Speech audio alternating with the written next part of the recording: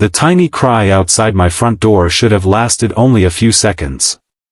Instead, it changed every day of the next 2 years of my life. When I opened the door just after sunrise, I expected to find a package from a neighbor or perhaps a lost pet wandering onto my porch. Instead, resting inside a small woven basket wrapped in a faded yellow blanket was a baby girl no older than a few weeks. A folded note lay beside her with only one heartbreaking sentence written in shaky handwriting: "Please love her until I can." I looked up and down the quiet street flooded with warm morning sunlight, but whoever had left her was already gone. 2 years later, just when I believed she was finally, completely my daughter, a woman stood at my doorstep with tears in her eyes and whispered the words that shattered everything I had built: "I want my daughter back." Before we begin, if you believe kindness deserves a second chance and that family is built by love as much as blood, please like this video, leave a comment, share it with someone who believes in hope, and subscribe to Single Dad Empire for more unforgettable emotional stories. My name is Nolan Barrett, and before that morning my life was painfully ordinary. I repaired antique furniture in a small workshop behind my modest home, spending long afternoons restoring broken tables, rocking chairs, and family heirlooms that people thought were beyond saving. I had always believed there was beauty in repairing damaged things instead of replacing them. Ironically, I never imagined that one day life would place a broken future on my doorstep and ask me to restore that instead. The first hours after finding the baby passed in confusion. Police officers searched the neighborhood. Hospitals checked missing records. Social workers investigated every possible lead. The note provided no names, no address, and no clues. Days became weeks without answers. Because I had reported everything immediately and agreed to become her emergency caregiver while authorities searched for relatives, the tiny stranger slowly transformed into the center of my world. I named her Wren because the little bird outside my workshop sang every morning she smiled. At first I knew nothing about raising children. I burned bottles while trying to warm milk. I installed diapers backward more times than I could count. Sleepless nights became normal. My workshop opened later each morning because feeding Wren mattered more than repairing furniture. Customers noticed toys scattered between wooden cabinets and often smiled instead of complaining. Some even brought baby clothes their grandchildren had outgrown. Little by little, the lonely house filled with laughter instead of silence. Financially, life became difficult. Every dollar mattered. I accepted restoration jobs others considered impossible simply to afford formula, doctor's appointments, and warm clothes. There were evenings when I quietly skipped dinner because buying medicine for Wren came first. Yet every sacrifice disappeared the moment she wrapped her tiny fingers around mine. I stopped measuring wealth by the number of customers I served. Instead, I measured it by every new word she learned, every unsteady step she took across the living room, and every sleepy hug before afternoon naps. The neighborhood slowly became our extended family. Mrs. Calloway from across the street baked fresh bread every Saturday morning. Retired firefighter Everett Jennings built Wren a handmade swing beneath the large maple tree in my backyard. The local librarian always reserved picture books she believed Wren would love.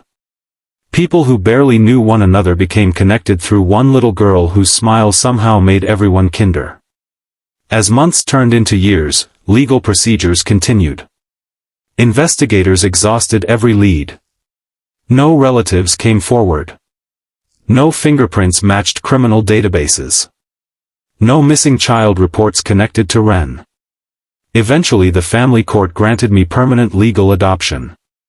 Holding the final documents in my hands felt less like winning a case and more like finally hearing someone confirm what my heart had known since that first sunrise. Wren wasn't simply a child I cared for anymore. She was my daughter. Our days became beautifully predictable.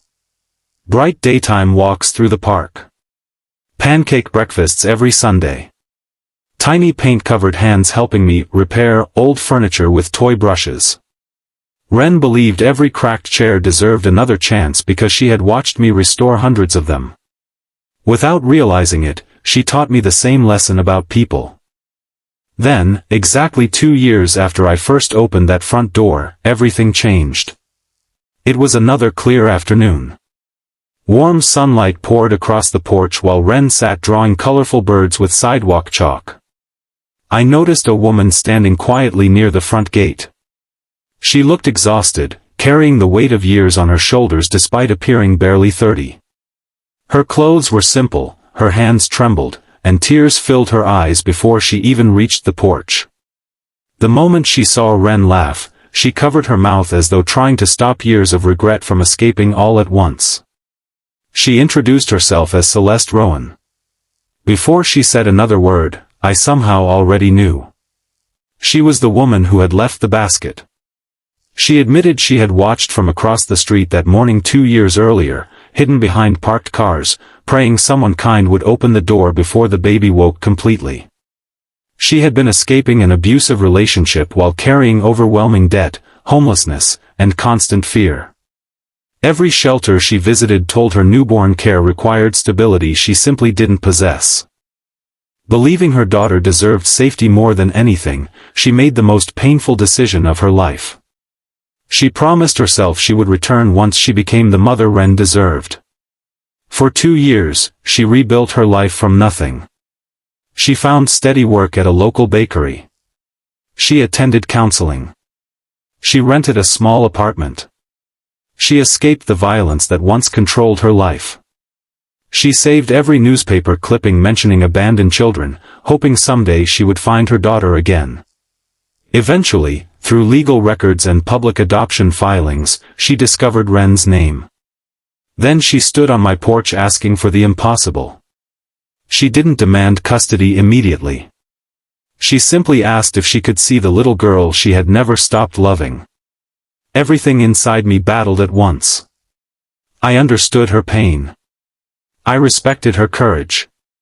But every bedtime story, every scraped knee, every fever, every birthday candle, every first word, every sleepless night belonged to us.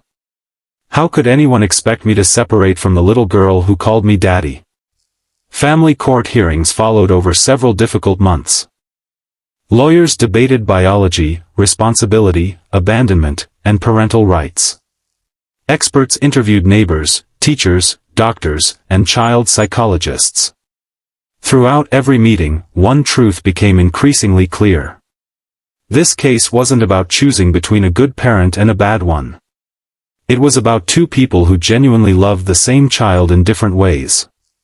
The judge requested something unusual. Instead of focusing only on legal documents, both adults were encouraged to spend supervised time together with Ren so professionals could observe what truly served her emotional well-being. Those afternoons changed everything. At first Ren shyly hid behind my leg whenever Celeste visited. Gradually curiosity replaced fear. They painted together. Fed ducks at the pond. Read picture books beneath sunny trees. Built sandcastles that collapsed almost immediately before being rebuilt with laughter. I noticed something unexpected. Celeste never tried replacing me. Whenever Ren ran toward me after falling, Celeste smiled with relief instead of jealousy. Whenever Ren proudly called me daddy, Celeste never corrected her. She understood love wasn't a competition. One afternoon, while helping Ren plant flowers in the backyard, Celeste quietly admitted she had expected Ren to hate her forever.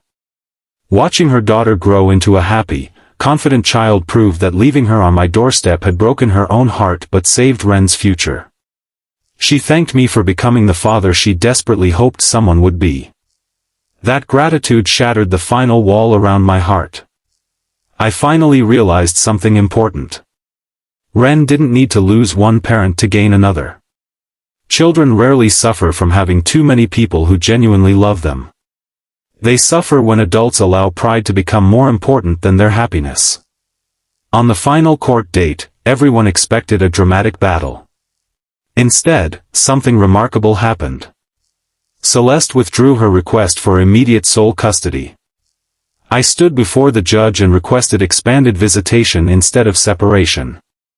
Together we presented a parenting plan built not on winning but on healing. The courtroom fell silent. Even experienced attorneys admitted they rarely witnessed two people choose cooperation over conflict after such painful circumstances. The judge approved the agreement, praising both parents for placing the child's emotional security above personal desires. Years passed peacefully after that decision.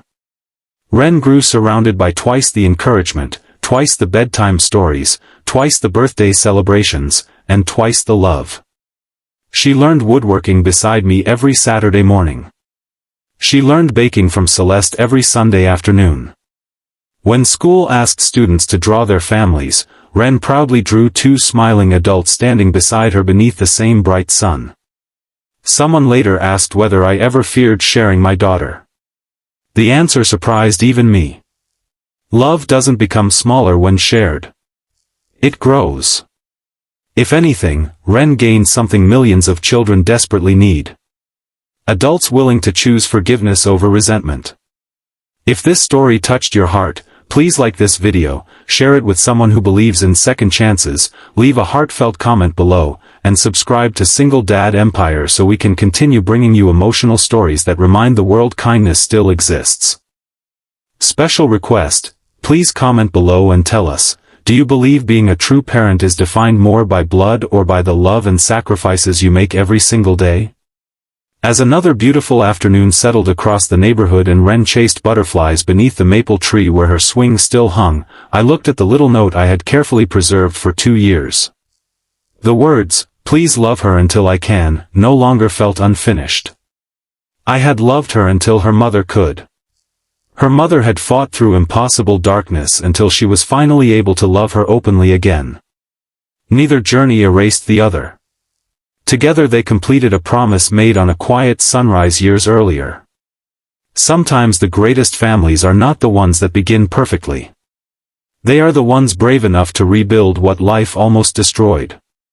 And in the end, the little girl left on my doorstep never had to choose between the father who raised her and the mother who found her way back. She simply grew up surrounded by the greatest gift any child could ever receive, a love strong enough to make room for everyone.